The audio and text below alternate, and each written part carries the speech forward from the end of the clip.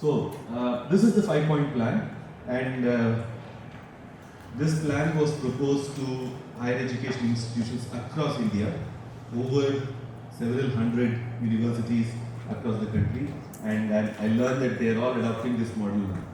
So the plan is something like this, and to those who are among the leadership, you already know that or already have implemented or implementing elements of this plan. So the first aspect of it is being able to work with the industry. So in universities, typically we are mandated for putting out the workforce, training young people in the core subjects and making them ready for work. But increasingly, it's also very important that we work with the industry at some of the best academic institutions in the world, including at the IITs. Today, it's mandated that faculty members work with industry, and it is part of their promotion plan. If we do not do projects of a certain value, for example, we do not advance from assistant professor to an associate professor cadre. Similarly, if you're going from an associate professor to a professor cadre, you're supposed to have industry interactions of a certain value. So, industry outreach is very important, but also equally important is an ability to support faculty members doing those projects. So sometimes it happens that we have project offices in many universities in East Africa. I have observed there is a single office that is in charge of both these activities, outreach as well as project management. So I think those two need to be slightly nuanced and separated.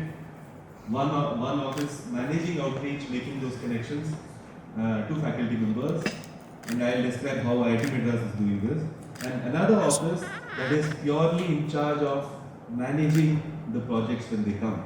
So when you talk about project management, there are many aspects to this, starting from proposal submissions, obtaining the necessary certifications and letters supporting those proposals, all the way through to when the projects come in, creating an account for the project, and then creating invoices whenever the reports are submitted, and then making sure those invoices are sent out to the industry partners, and then the funds are received, and then oversee the implementation of the project, and finally also give out utilization certificates.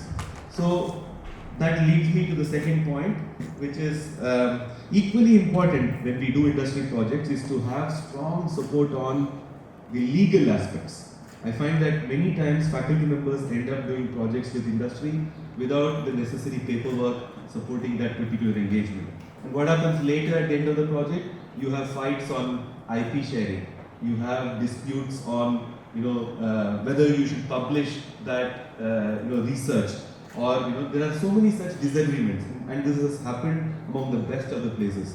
At Imperial College, where I did my PhD, one of the big organizations had funded a long-term research into pipeline inspection sensors, and at the end of the project, when my supervisor wanted to create a startup out of it, that company disagreed. They said, we will own that IP and we will take it to commercialization. And it became a big dispute, went to the courts, and it's unresolved even today. And a good relationship has been soured. They have vowed they will never work again with Imperial. We have lost a good industry partner. Anyway, that startup has succeeded thanks to the efforts from all of us. But things like that shouldn't be happening. And to prevent that, we need a very strong legal support system within a university. Either we create our own legal cells, or we leverage good law firms to advise our faculty members in putting together MOUs and letters of intent, IP management agreements, and so on. I'm talking about a media cell here. Not a lot of universities think about it, but definitely in the case of IITs, this has helped us a lot. I've not started with a context to the IIT system because I am given straight into the topic. But to those who are unfamiliar, the Indian Institutes of Technology are eminent institutions of higher learning in India. They were set up at the dawn of independence originally 5 of them supported by the advanced nations, industrialized nations. Then today we have IITs in every province in India. And these IITs had an academic autonomy governed by an act of the parliament, because of which they could freely recruit, freely conduct entrance examinations to have students of a very high quality and caliber, and given a lot of general academic freedom to pursue their activities. And today they are global brands. We are here as an offshoot of IIT Madras, as a first offshore campus, and driven largely by our contributions to the Indian economy and also to the global economy. IIT graduates man the best of the companies anywhere in the world. I can say that with a lot of pride. Now, coming back, a lot of IITs have now media cells, and what do these media cells do? They publicize the work and activities of students and startups. And publicity typically does not have to involve a lot of money. You create a social media account, whether places where young people go to, or industries frequent, whether it is Instagram or LinkedIn or Facebook or Twitter, which is now X, any of these places, and then keep putting out word of the best of the work that is happening in the university. You don't have to be consider this as a propaganda, but rather it is outreach, and we have seen the results of it. IIT Madras, for example, is often in the national consciousness. There are people, anywhere I go, they recognize the brand. They say, wow, yes, I have met your director. I have met such and such a professor here. That's the buzz that creates. And I've often found these feed off each other. The more you are known, the more work you get. The more you are known, the more students you get. And your alumni also want to get connected more with you because you are getting known more and more. So that's one aspect of media. I've spoken about IP filing, and it's essential to consider this as a serious activity. Right? A lot of faculty members take the view that, oh, I want to keep my knowledge free, which is fine. Okay? But if you want to create startups, if you want to transfer your technology to the industry, if you want to license it and so on, IP is the best way. Although you can also do knowledge transfer agreements, provided that you are able to define them very well. And a good IP cell should be able to enable even things like that. So for example, at IIT Madras today, if a faculty member decides that they do not want to file an IP, they can create a knowledge transfer form where they list all the key aspects of innovations that they have done based on certain publicly available information, which is whether publications or technical reports and so on. And then they say, this is the knowledge I'm going to transfer to such and such industry with such and such people as the key translational partners, and this is the deal that is involved here. It is very important for universities to do this because we are investing in our faculty members, we are investing in creating the infrastructural resources that is ultimately leading to those research outcomes. Now, if an industry is benefiting out of it, let the university get the benefit for that investment as well. Right? So whether it is through IP commercialization or knowledge transfer agreements, something like this should be enabled and even enforced ultimately. Now, licensing, right? When you have IPs, you have to work on IP licensing agreements. IP licensing is all over the world. IP licensing as a source of revenue is falling down.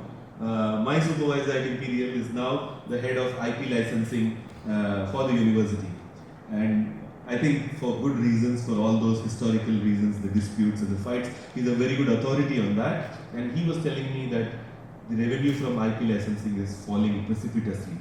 Right? So, but having said that, in a lot of other economies, for example, in India, IP licensing is picking up. A lot of industries see the value of a university-based IP that is enriching their technology and knowledge base. So IP licensing, I think, is a very important aspect. So all of these, for us in IIT Madras, are organized within the same unit, which is it's a Center for Industrial Consultancy and Sponsored Research. We have a deanship governing this body, and within that body we have cells that are dedicated to project management, dedicated to legal, dedicated to media, dedicated to IP filing is one unit. IP commercialization is another unit.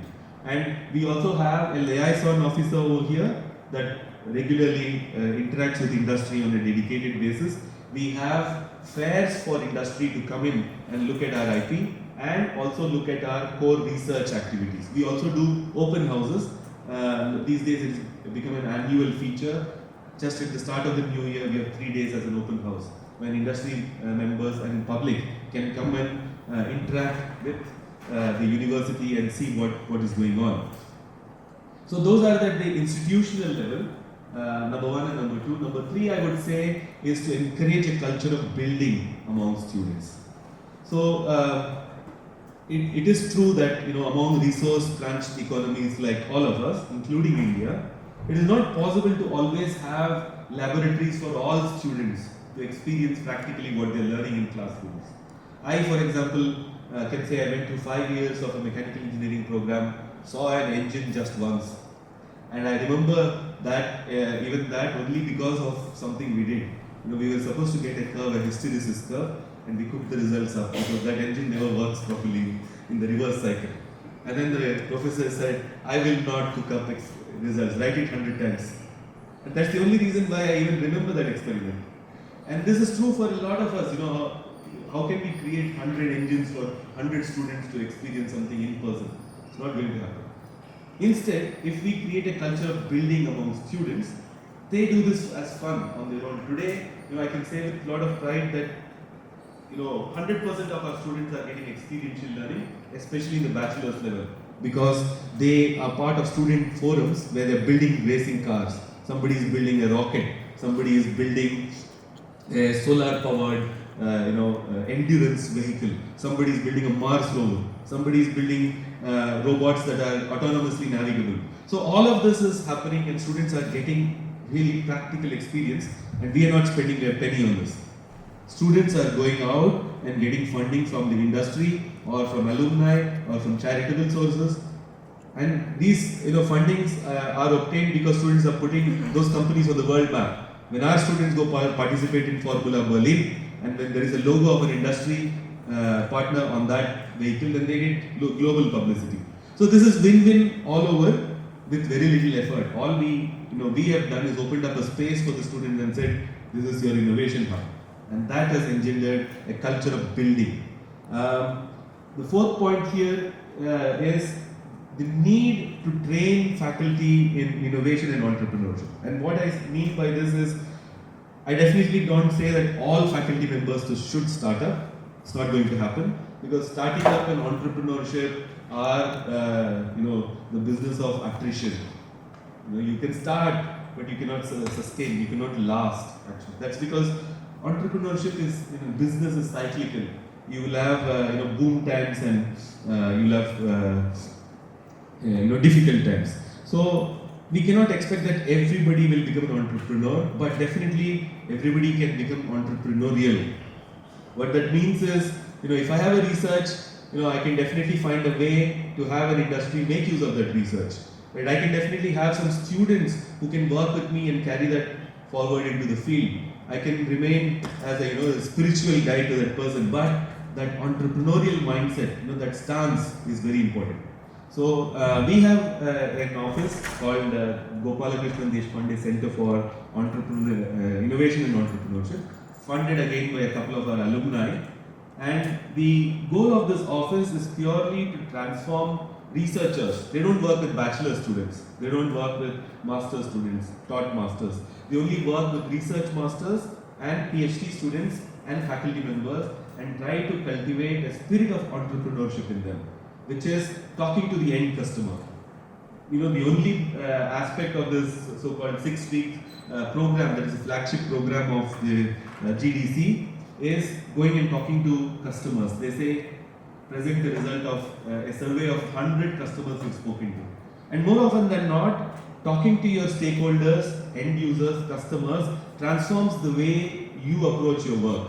Because as scientists, as academics, we have a tendency to be lost in our ivory towers. We are in our laboratories, we are in our silos. When you come out of that and go and talk to the end user, you come back with new perspectives. So that is what I mean by number 4. And there will be, of course, at the end of it, one of our most successful faculty entrepreneurs today on campus is somebody, Professor Satyanarayana Chakravarti. He is the man behind companies like E-Plane Company, Agnikul Cosmos. E-Plane is trying to build a flying taxi, Chennai to Bangalore in 30 minutes. Those of you who know, if you're flying in Chennai to Bangalore, maybe actually 30 minutes, but really it takes 3 hours because of the traffic. So he's saying door to door using a flying taxi.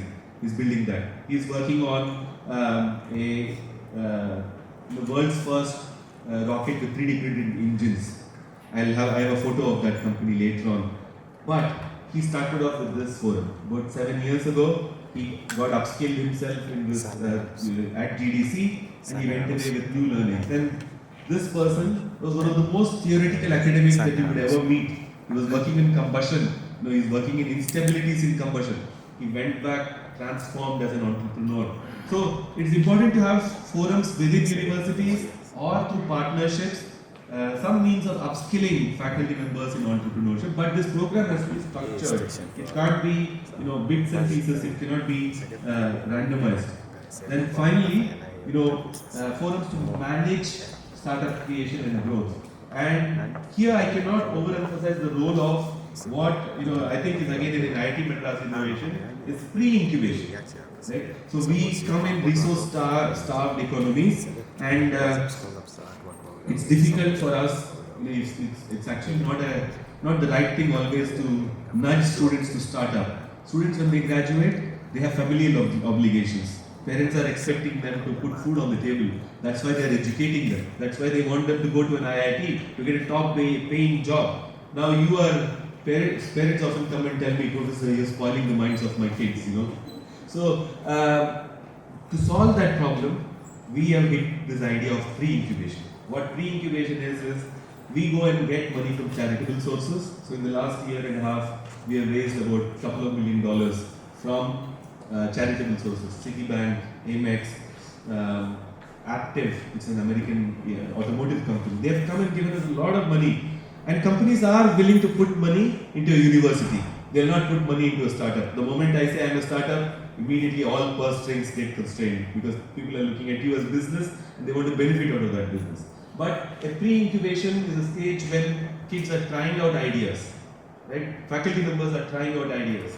And there is a lot of charitable money that can support that process. So at the pre-incubation stage, we only expect students to work like a startup, not actually be a startup. And in that stage, you go from ideation through to prototyping, through to pilots. And we, as a rule now, have created a pattern where we do not incubate anybody if they have not gone through this structured program of pre-incubation. So at the stage when they put in an application for incubation, they should have 3 things already on hand. One is a pattern of IPs. Either you have filed IPs or you are on the course to file IPs. The second is you should have a stable team. And team doesn't mean like a ragtag bunch of people. People who are bonded together, who are willing to stick together and can take each other's calls at 3 a.m. in the morning. That's a team. And the third thing is pilots. They should show that they have already done some pilots with end users, some customers. Something is going on. Only then, as a rule, we today incubate startups. Now, acceleration and scale up are equally important. Just because somebody is a startup, you cannot then start saying, then start go and earning money. Because we're talking about deep technology here. These are IP-backed startups. Typically, such startups are disrupting industries. Nobody likes disruption. No mid-management level executive would like to have a solution that is actually going to take away their jobs. So, you need to support your startups over the long term. Startups, are not. The moment they graduate, you cannot start telling them, now start paying me fees, start paying me rent. It's not going to happen. You need to stay with them, and that's the whole process of acceleration. And now we are also in the business of scaling up. IIT Madras has recently set up I think 60 million fund for supporting startups, 60 to 100 million fund. And that fund will preferentially invest in IIT Madras startups. This is very big. Because as deep tech startup founders, I am a founder myself, as I'll talk later. So when you go to the industry, they are not very keen to fund your startup because the path to commercialization is still not very clear. So that's the whole thing. So we need to have an entity or entities that are managing this entire cycle. So I'll illustrate this 5-point plan. So industry outreach and project management, as I said, an organization focused on industry interactions that also can do outreach and showcase research strengths. The same organization should be able to oversee accounts and organize payments and receipts, and finally create dashboards for staff to view and manage their research projects. That's very important. But there are research officers in higher education universities across East Africa. Can you name one faculty who can look at their dashboard and say, well, I have so much money right now on hand, I can spend so much right now? Nobody can. I dare anybody here to say that. Right? Nobody can. But as IIT Madras, I'm proud to say I can do that. I can open a dashboard in every project that I'm managing. First of all, I see those projects at a single centralized place. I'm able to see how much money is approved, how much has come, how much has committed, how much is remaining. It's very important to have control over your own research projects. Research officers cannot dictate to faculty members how they should be spending their money. Faculty should take charge of their research. Okay, so the other aspect is support on, as I said, accounting, HR, legal, IP licensing, IP filing and licensing. Universities cannot lay their hands off and say, it's your business, my friend, to take care of everything related to your managing your projects. Faculty members are good at what they are doing, which is research, translation, industry interaction. Everything else, actually, it's best if we as university take it in our hands and provide support services to help faculty members navigate those challenges. IP filing is a very involved thing. Many faculty members, including me, I have 50 Indian granted IPs on this date. But I can say with certainty that not even 5 of them are really commercializable. Because, they were all journal papers that were docketed into IPs. There is no real industrial benefit from using that IP. So, IP filing is a process. You should know when will an IP be licensed. When an industry has a need, they are looking for a certain differentiator compared to their competitor. Using this IP gives them that edge, then they come to you. Otherwise, they'll be, like the Chinese say, paper tigers. These are paper IPs. So they're not of much practical use other than in resumes actually. So the next aspect is culture of building. As I said, I have a lot more on this, but essentially having tinkering labs, maker spaces, pre-incubators, and encouraging a culture of learning by doing. Even in classrooms, of course, a lot of us now have assignment-based learning, project-based learning. It's catching up, but going beyond that to learning by doing, I think that's very important. I've spoken about training, upskilling faculty members, and I've also spoken about managing startup creation. Now I'll have some slides on how we are doing all of this. This is a single slide that captures the entire entrepreneurial ecosystem at IIT Madras. So at the ideation and pre-incubation stage, of course at the ideation stage we also have research labs. We have today 16 centers of excellence at IIT Madras, founded by a central government initiative called Institution of Eminence. So IIT Madras was one of those institutions of eminence. We have 16 centers of excellence, 30 laboratories of excellence, and so on. So these 16 centers of excellence are some of the best in the world. Areas such as quantum, sensing, soft matter, cyber security, cryptography. So these are all areas which have dedicated centers of excellence. Those are the sources of ideas.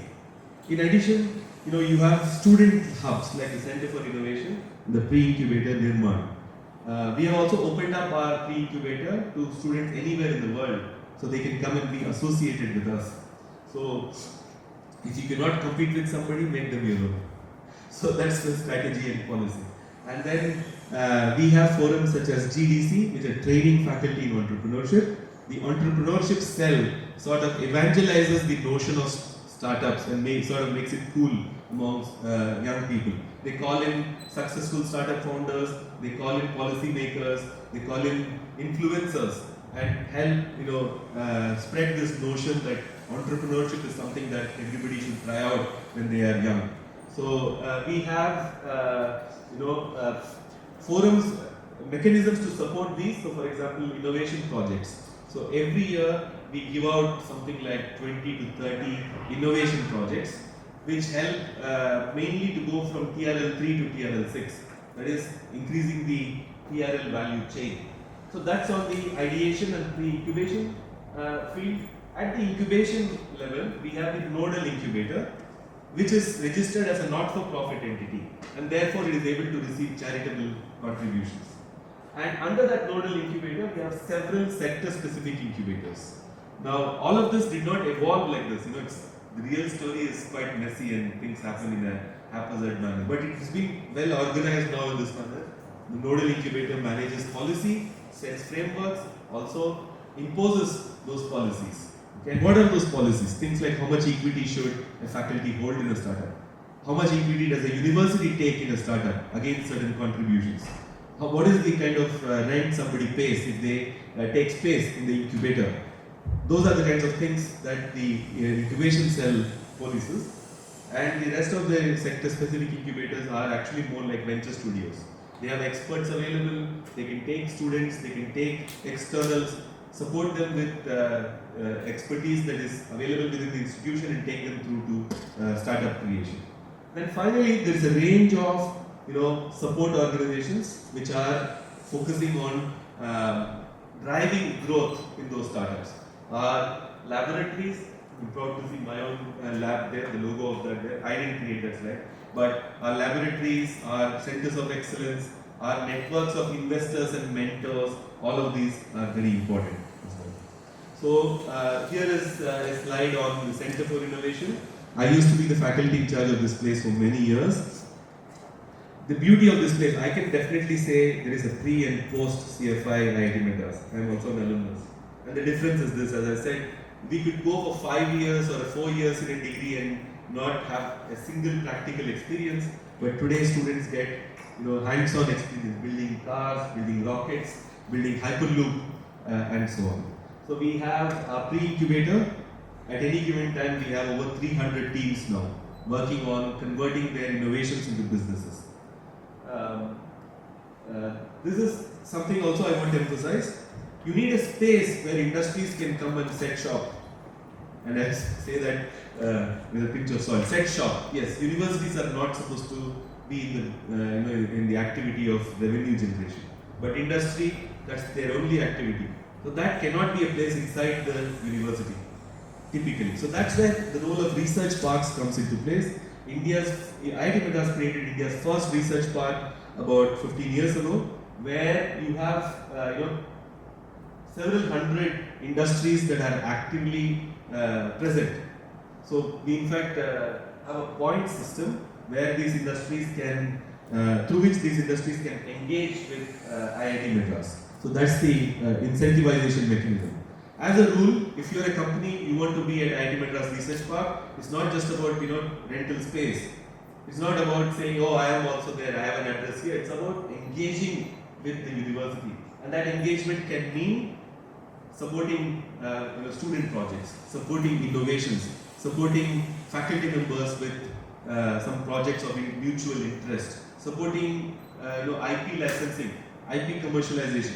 So all of this is happening in the research park, and interestingly our incubator is also co-located in the same premises. So what this does is that this single research park becomes a hive of activities. On one side, you are inviting industry to set shop close to you, and you have a physical proximity so that faculty members can engage with those industry partners and come up with projects, come up with proposals and so on. You also have startups that are co-located. Startups have captive first users among those industries, and they can, in that physical proximity, engage closely and then develop relationships. So a huge amount of positive has happened because of this. I think today IIT Madras's revenue from industry interactions is about 150 million USD every year, and a big role of that is the research park. I've spoken about the incubator. So today we have over 500 startups with a cumulative valuation over 10 billion USD, and our holdings alone is several hundred million USD. And I think that's the road to sustainability, as I was telling yesterday. One aspect I want to highlight: in 2024, our director gave me a target. He was just joking, perhaps. He said, "Can you do 100 startups a year?" We took that very seriously. We gave that a name, Mission 100. Where we said the word for 100 in Sanskrit is shatam, so we said startup shatam, and we went about it. And in summer 2025, we had 103 startups. One startup every third day. Okay, and we have repeated it this year as well. And all of this is thanks to that kind of structured pathway to startups. Ideation to startup creation today takes a year and a half at IIT Madras, and I can be very proud to say that. And if you see, all of these startups are very deep tech. So one of our central ministers made fun of us saying that Indian startups are mostly on ice cream delivery. None of these are ice cream delivery. Maybe they are making those machines that are doing ice creams, but they are not ice cream delivery startups. They are all deep tech. For example, very brave ideas, going from Chennai to Calcutta in a couple of hours, using a wing-in glide aircraft, cooling devices for workers in high temperature environments. A startup that is trying to do 3D printing in space. Very ambitious ideas, unlocking student creativity, unlocking genius. And the beauty is, this startup got funded $1 million already the moment they were incubated, thanks to the pre-incubation program. They were there for a couple of years, developed their prototypes, developed their ideas, managed to connect with investors, investor partners. The moment they were incubated, they already have funding, and from one of the most iconic deep tech, investors in the country. So I stop at that with just some, statistics on startups. So 60% of our startups are external in origination. So we just making them our own. About 15% of our faculty members are involved in startups. That's a huge number. Our faculty strength is 650, so almost 100 faculty members are involved with startups. 24% of our startups are alumni funded, meaning these people can graduate, go out to the industry, come back to associate with us as startup founders.